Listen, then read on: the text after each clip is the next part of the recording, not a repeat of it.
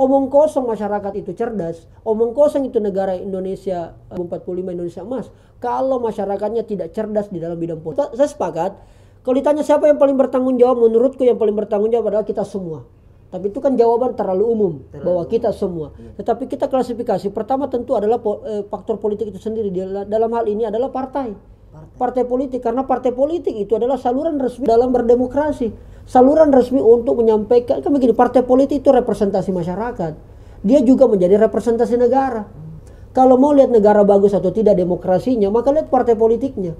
Maka kita ke depan kita berharap partai-partai politik itu tidak hanya hadir pada momentum 5 tahun sekali, tapi partai politik itu hadir dalam setiap urat nadi kehidupan masyarakat. Ada masalahnya masyarakat, partai politik hadir. Ada bencana, partai politik hadir. Ada masalah ini segala partai politik hadir. Tapi dengan catatan, partai politik itu benda mati. Ingat Ki, partai politik itu benda mati. Walau pada kenyataannya hasil survei menunjukkan beberapa lembaga survei bahwa banyak di antara kita ini anak-anak muda tidak suka sama partai politik. Kayak kemarin itu Kakak Rizal didorong untuk maju DPD. Tidak disarankan saya maju caleg sebagai dari partai. Karena kenapa? Karena krisis kepercayaan pada partai politik. Nah, kenapa bisa begitu? Padahal partai politik benda mati. Karena dia benda mati, maka tergantung orang-orang yang mengisinya. Maka kita berharap partai politik tidak hanya mengejar kursi di parlemen. Yang penting dapat kursi, terserah mendapatkan kursi itu mulai dari orang kaya kah, dari orang akademisi kah, ustadz, anak muda, orang terkenal, artis, tidak ada urusan. Akhirnya apa? Sekarang sudah sekali kita lihat partai yang mana betul-betul partai yang masih punya ideologi. Kan hampir semua sama. Itu hampir semua sama. Apa yang membedakan setiap partai dengan partai yang lain? Kan ideologinya, harusnya. Makanya kita berharap partai politik menjadi lembaga yang betul-betul bisa menyaring itu.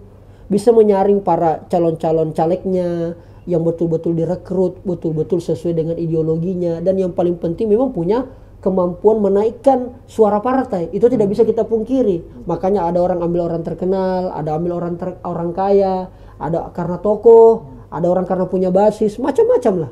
Tapi itu tanggung jawab pertama menurut saya. Yang kedua adalah di luar daripada partai politik. Siapa di luar partai politik? Ya mahasiswa, anak muda, selebgram, akademisi, birokrat, dan seterusnya. Pedagang, ya itu yang wajib kemudian memberikan edukasi. Makanya tantangannya ke depan ini memang semakin berat. Apalagi kalau kita mau mengatakan menuju Indonesia emas, syarat menuju Indonesia emas adalah masyarakatnya cerdas ketika kemudian terjadi perhelatan politik. Omong kosong masyarakat itu cerdas, omong kosong itu negara Indonesia 2045 Indonesia emas. Kalau masyarakatnya tidak cerdas di dalam bidang politik. Kalau cerdas di dalam bidang politik, maka menurutku Indonesia sudah siap menuju Indonesia emas tahun 2045. Kalau tidak cerdas di situ setengah mati. Kenapa? Karena demokrasi yang benar adalah ketika masyarakat memilih wakilnya, memilih pemimpinnya, bukan karena ada faktor lain.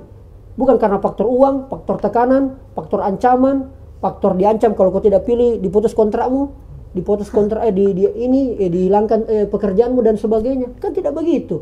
Indonesia emas itu ukurannya adalah bukan infrastruktur semata, tapi kualitas sumber daya manusia. Dan itu kita mulai dari kualitas SDM politik. Karena politik yang mengatur ini barang semua. Tapi saya lihat kenapa ini kalangan cerdas yang tersisa sedikit ini terlihat egois Kanda dengan kecerdasannya. Artinya apa? Tidak mau menginfluence orang-orang di sekitarnya. Untuk mari sama-sama memilih bukan karena uang, bukan karena amplop. Nah, itu yang terjadi kemarin juga Kanda. Makanya orang-orang yang punya gagasan itu sedikit yang pilih. Kenapa? Karena masyarakat cerdas toh saja yang tidak mau menginfluence orang lain itu jangan pilih. Yang penting gugur misalnya kewajibanku pilih yang punya gagasan. Terserah yang lain mau pilih karena apa. Padahal harusnya kan mereka menginfluence orang lain supaya yang mereka dukung juga bisa terpilih. Supaya ada perubahan politik, supaya ada perubahan orang-orang di parlemen. Saya sederhana dua faktor. Faktor pertama adalah faktor internal, faktor dirinya. Ya artinya apa? Dia tidak mau ditahu secara terang-terangan dia memilih siapa. Ya kan ini bahkan kan namanya langsung umum bebas rahasia. Tidak mau ditahu pilihannya. Kecelakaannya benar ya prinsipnya, tetapi secara eksternal tidak cocok. Karena kenapa? Orang saja itu terang-terangan, ya kan terang-terangan mengkampanyekan ini saya pilih. Akhirnya gara-gara itu banyak orang terpengaruh. Tapi kalangan akademisi kita atau mungkin kaum terdidik kita tidak berusaha menginfluence itu. Mungkin menginfluence tapi hanya wilayahnya tonji saja. Tidak masif, tidak terstruktur, dan tidak sistematis, kira-kira begitu. Itu faktor internal karena tidak mau ditahu. Faktor yang kedua adalah faktor eksternal. Faktor apa itu?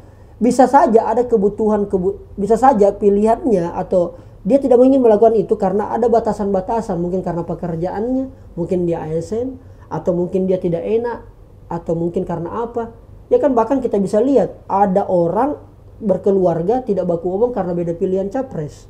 Ada tetangga tidak baku omong gara-gara beda pilihan caleg. Bahkan ada kemudian masyarakat yang disuruh pindah karena tidak memilih caleg yang udah tempati tanahnya. Misalnya ya itu. Jadi menurutku itu adalah faktor eksternal yang kadang-kadang membuat mereka suka tidak suka, mau tidak mau, ya sudah tetap saya pilih sesuai hati nuraniku, tapi tidak mau terang-terangan. Nah itu banyak faktor, bisa jadi faktor pekerjaan. Kalau saya kampanyekan ini, bisa jadi hilang proyekku, bisa jadi hilang pekerjaanku. Kalau hilang pekerjaan balas anak-anak kan, itu bisa jadi begitu. Atau mempengaruhi atau faktor-faktor lain, itu bisa saja. Menurutku begitu. Jadi bukan faktor internalnya karena tidak mau dia tahu di pilihannya. Yang kedua karena eksternal, ada ketika dia mengkampanyekan hal yang baik misalnya, atau orang yang dianggap baik, atau pilihannya misalnya ini, atau baik itu wakil ataupun pilihan presidennya, pemimpinnya, atau ke depan nanti bupati dan wali kota ataupun gubernur, maka ada orang-orang sekitarnya yang akan benci dia. Karena ya selalu orang kita dengar tuh bahwa politik itu sensitif. Iya, beda pilihan membuat kita tidak bisa ngopi-ngopi. Iya, beda pilihan membuat kita tidak mau baku japri-japri, baku sapa-sapa. Dan memang politik pada faktanya demikian. Nah inilah yang perlu kita lakukan ke depan, perlu kita sadarkan.